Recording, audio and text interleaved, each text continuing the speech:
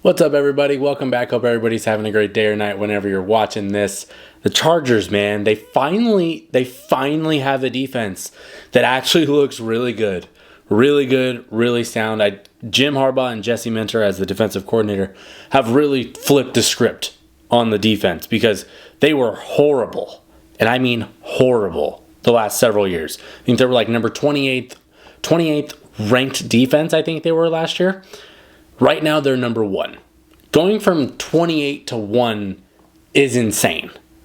That's insane. And largely without a lot of roster turnover. There's not a ton of turnover on their defense. And it's a lot of young guys, a lot of rookies, a lot of guys that were kind of plucked from other teams that weren't getting their opportunities. Kind of just a lot of gambles, I guess you could call it. But they look very, very intelligent at this point because they're getting good play from every level, from pretty much everybody that's playing. And there's a lot of unsung heroes and a lot of guys that people probably never even heard of that are playing really well. Yeah, it's a 5-game sample size and they've played some pretty bad offenses, but they've been stifling, right? Like they just played the Broncos in Mile High and largely dominated them. The number 6 in rushing yards allowed per game, and they were terrible against the run under Brandon Staley the entire time. They couldn't stop me if I was back there. So much bad play calling, putting guys in terrible situations. And just like that, you give them good, normal, I wouldn't even call it normal because Jesse Minter's scheme is pretty damn good. But you give them somebody that actually knows what he's doing, and all of a sudden they know how to play football again. That's what we're witnessing. Is it somebody that actually understands the game and has a plan and it clearly influenced this defense to play a certain way is running the show. Like Jesse Minter is probably going to get a lot of head coaching interviews at some point in the next year or two. That it's very likely it's going to happen. And my favorite part about the whole thing is that they're playing sound. They're not making like a huge amount of like big plays, interceptions, forced fumbles. Not a lot of that, but they're playing sound. They're not making errors, which they would make all damn day long under Staley, where it would just be gambling and getting burned. I like that they're playing smart. They're playing smart, they're playing sound. They're not allowing you to kill them in one shot. So that's what I think is very, very nice because you see, especially with the linebackers, we could start there. I think it's a good spot to start because Denzel Perryman is like the sound leader of that linebacking core. He's the veteran on that spot, and he's playing very well. But then you see it bleed over into Henley, who's only, I think, in year 2 or 3. Actually, he might be a sophomore. I could be tripping. Maybe it's year 3, but I feel like last year he was a rookie.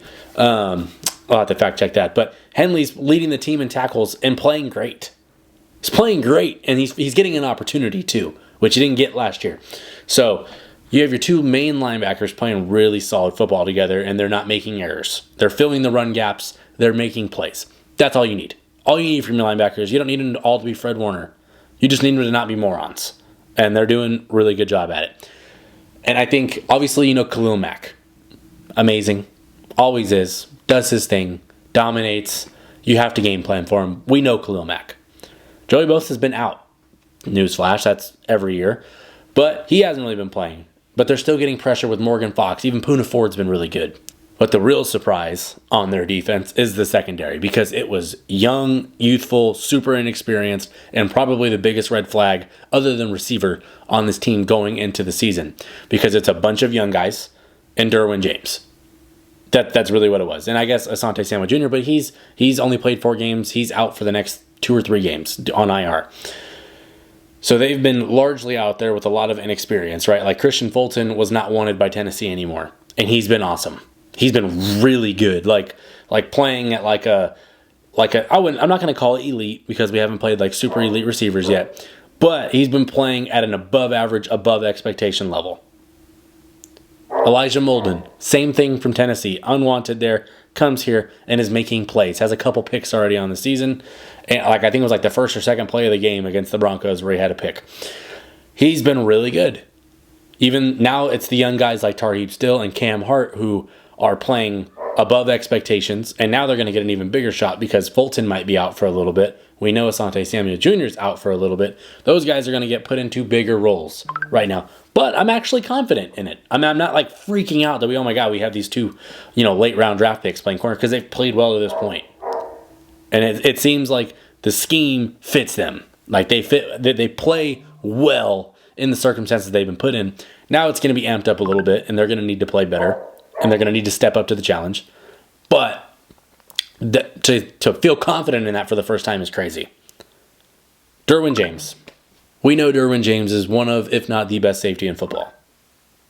And he's killed it every single year of his career that he's been healthy. And he looks like he's finally back to Derwin James. Because last year was a step down. And not even, I wouldn't call it the year before, but last year was a step down from what we have expected. This year he looks a lot more just relaxed. And he looks like he's just playing football out there. And it doesn't look like he's having to think too much. They're not putting him in 15 different places. They're kind of simplifying the game and just letting him go be an amazing safety. And sometimes that's all you got to do is just dial it down and simplify the game, make it easy, and then let your star players be stars. You don't need to overcomplicate it and make it so hard, because then you get guys thinking too much and then they make errors, or they end up just burned by the end of the season because they had to do so much to make it work rather than just letting them be them. I think Alohi Gilman has been really good. I do believe he missed a game, but outside of that game, he's still been really good. He's been making tackles. He's not missing anything in the open field, and I like that. I think he got a contract in the offseason. I'm happy for him, but he's been playing really well. So the safety duo has been playing well. Granted, I think they've both missed a game. Derwin due to a terrible suspension, and Alohi due to injury. Now the corners are potentially going to miss a game. So they've been kind of shuffling around back there and still playing well. The linebackers have been solid. The D-line has not been giving up big plays, big running plays. They've been keeping the game in front of them, and they're not letting things get blown up behind them. So ultimately, the whole unit is playing so sound right now. And I think that I said it before, that's the best way to describe them, because they look like everybody knows where everybody's going to be. You don't see a lot of blown coverages. You don't see dudes, I guess slipping's not really a part of continuity or anything like that, but you don't see dudes just in wrong situations, in bad situations. That stuff hasn't happened to them yet, at least. Of course, that could change, but ultimately, I think it's been solid. And you give Justin Herbert a good defense, they're going to win games. Dude is like 18-1 or 19-1 in games when the defense allows less than 20 points. You know how absurd that is? And like every other game, obviously, is over 20 points where they're getting gashed. Now, obviously, you need we need to see him play better, I would say. I think most people would expect that. But there is a little bit of tempered expectation because the receiving core is a work in progress. And if they're winning games and the defense is balling out and J.K. Dobbins is killing it and Kamani Vidal is playing great as a backup, and then the O-line is staying healthy and protecting everybody and making plays, you'll live with a 200-yard, 2 TD game from Herbert. You'll live with that. Because you don't need to do 400 yards anymore. We don't need the guy to throw for 360 and throw for 4 touchdowns just to have a chance. That's where I think this is completely different from years past, because the defense can actually hold somebody under 20. That's the stuff that I think is what I'm really excited to see, because the next few games are, I wouldn't call them light, but they're against offenses that are not that great. The Cardinals' offense could be without Marvin Harrison Jr. Even with him, they've been super inconsistent. I don't know what to expect with them. They could be great. They could also be very mediocre. I think they play the Saints after that, and we just saw what happened to the Saints. Rashid Shaheed's done for the year. I'm sure Olave will be back by then, but they're banged up on offense. I think they play the Browns. That's the Deshaun Watson experience. The Browns themselves are trying to figure out a way to get rid of Deshaun Watson, and I know their fans are for sure. They play the Titans, who have been at the Will Levis experiment, which has not been fun for them. There's several weak offenses that I don't think are going to be able to overpower the Chargers defense at any point, and that's going to mean they're probably going to win at least majority of those games.